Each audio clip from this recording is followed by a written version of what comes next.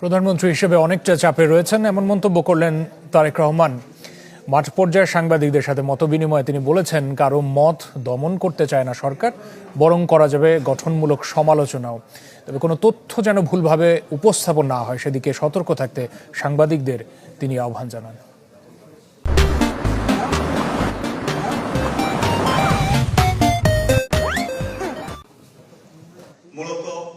দায়িত্ব গ্রহণের পর প্রথমবারের মতো মাঠ পর্যায়ের সাংবাদিকদের সঙ্গে মতবিনিময় করলেন প্রধানমন্ত্রী তারেক রহমান। চীনমৈত্রী সম্মেলন কেন্দ্রে অংশ নেন এক মধ্যাহ্নভোজে। ১.৫ দশকে সাংবাদিকদের দীর্ঘ সংগ্রাম আর মুক্তভাবে কথা বলতে না পারার নানা আক্ষেপের কথা শুনেন সরকার প্রধান।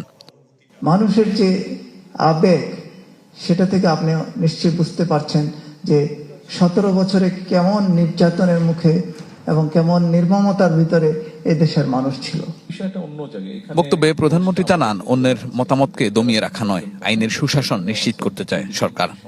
আমরা চাই দেশকে বিভাজন থেকে নিয়ে আসতে। হ্যাঁ, আপনার একটা মতামত থাকবে, আমারও একটা মতামত থাকবে, কিন্তু তার অর্থ এই নেই যে আমার মতামতটাকে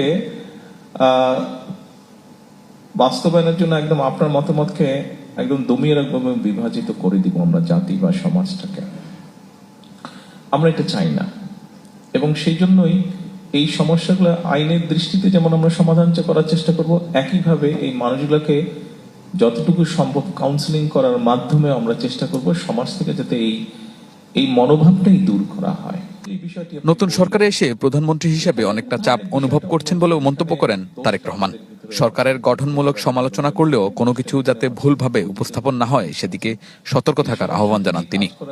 ভবিষ্যৎটা আমরা এভাবে যে আপনি সমালোচনা, গঠনমূলক যদি সমালোচনা, ওয়েলকাম দ্যাট, কোনো সমস্যা নাই। তো ভুলটাকে আপনি যদি এমনভাবে উপস্থাপন করেন যে পত্রিকার কাটতি বাড়ানোর জন্য অথবা অন্য কোনো উদ্দেশ্যে, সেটা তো তাহলে উভয়ের জন্যই বোধহয় একটা সময় ক্ষতি বয়ে আনবে। তো মূল বিষয়টা হচ্ছে আপনি আপনার বক্তব্য বলবেন, কেন বলবেন না, আমারও বক্তব্য আছে, কিন্তু ওটাকে ডিফারেন্ট উদ্দেশ্যে যদি আপনি উপস্থাপন করেন তখন হয় কি সম্পর্কটা আস্তে আস্তে খারাপ হতে থাকে। তো আমরা কেন সম্পর্কটা খারাপ করতে চাইবো? আলাপচারিতার এক পর্যায়ে ফুটবলে কোন দলকে সমর্থন করেন সেটিরও কৌশলী জবাব দেন তারেক রহমান। অনেকদিন তো একটা দেশে ছিলাম আমি। শাহনেওয়াজ পাবলু, চ্যানেল 24।